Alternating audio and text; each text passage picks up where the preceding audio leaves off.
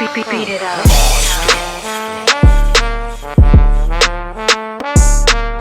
I was in the booth on Act Like You Want It on Black Moon's Act Like You Want It, Act Like, and then they told me to get out of the booth.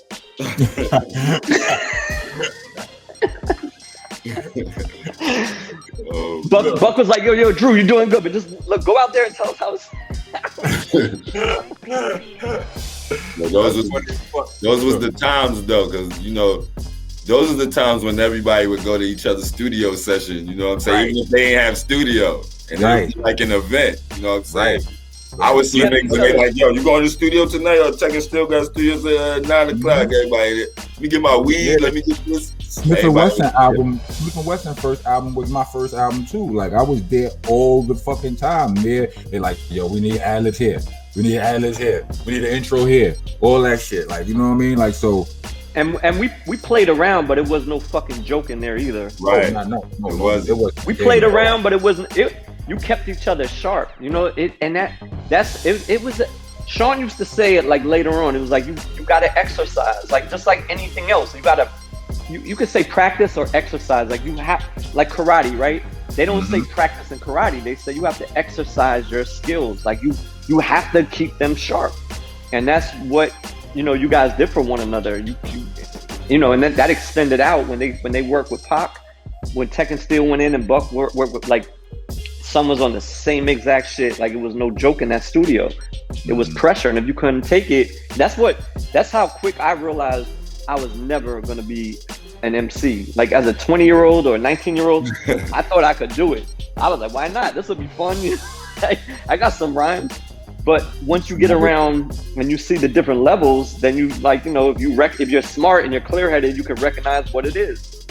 Listen, that's one thing I always liked about you, Drew, man. I don't always tell Rock, but I think I told you this a lot of times. Like, you always, like, to me, I don't know, I'm just saying for me, you always tell me what I need to hear, not what I want to hear. You always tell the truth to me all the time. You know what I'm saying? No matter how bad the news was gonna be, how much I probably wanted to hear something else. You still do it to this day, by the way. I'll let you know. I send Drew music, you're like, it's okay, but you know what I'm saying? You got so it's like, I always respect you for that, man.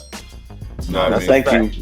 And you still do it to this day. So it's like Drew, me not the first time I heard Drew was on You the Man song, right? And I hadn't met Drew yet. I might have not had met Buckshot yet. A lot of people don't know that. Like Who Got the Props was out already before I even met Buckshot. You know what I'm saying? Right. So, but like when I was locked up when I realized that Five was in that group, because I knew Five before I knew Buck. Five, he's related to Poppy and Letha and them from the projects. You know what I'm saying? So when I put all of the dots together, I was like, oh shit, I'm on, because I already knew that Steel was fucking with these dudes. I knew that Five was one of them or whatever, right?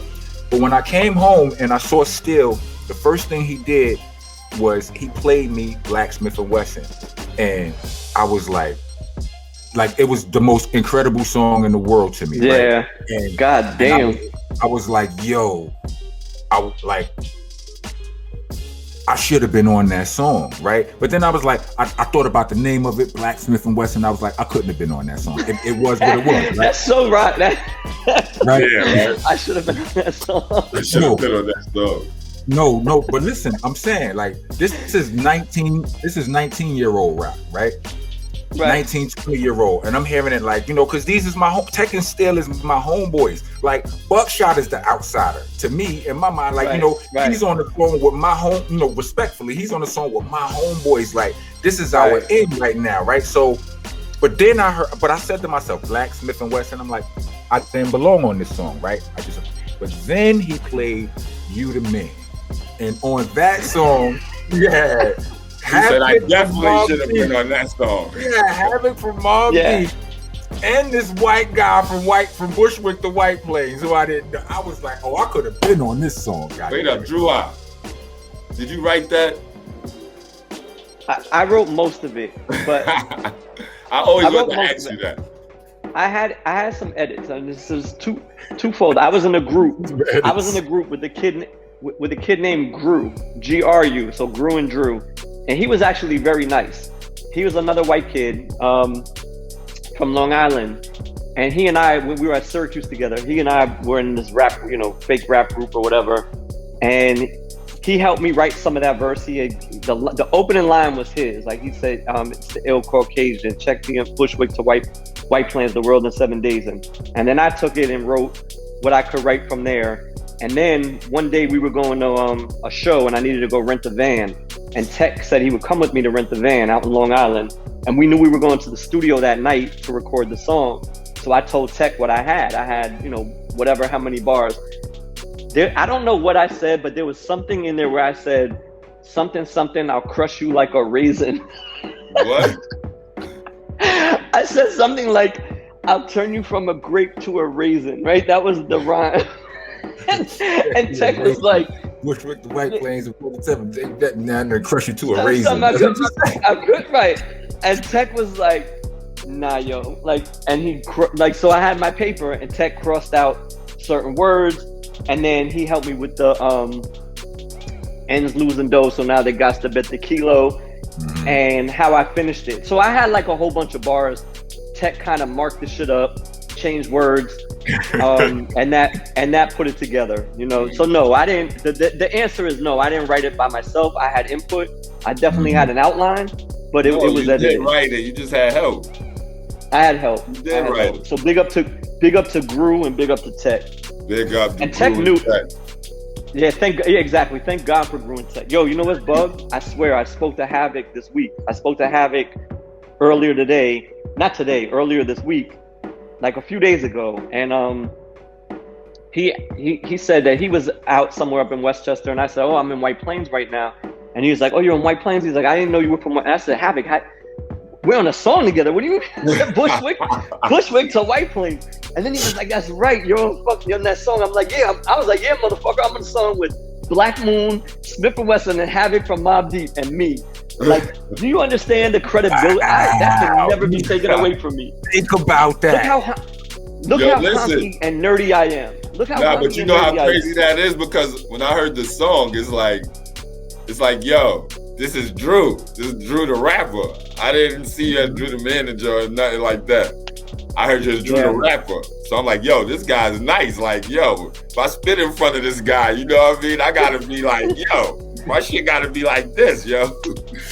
It's the ill Caucasian. You know what I mean? And one more that you guys are both respect.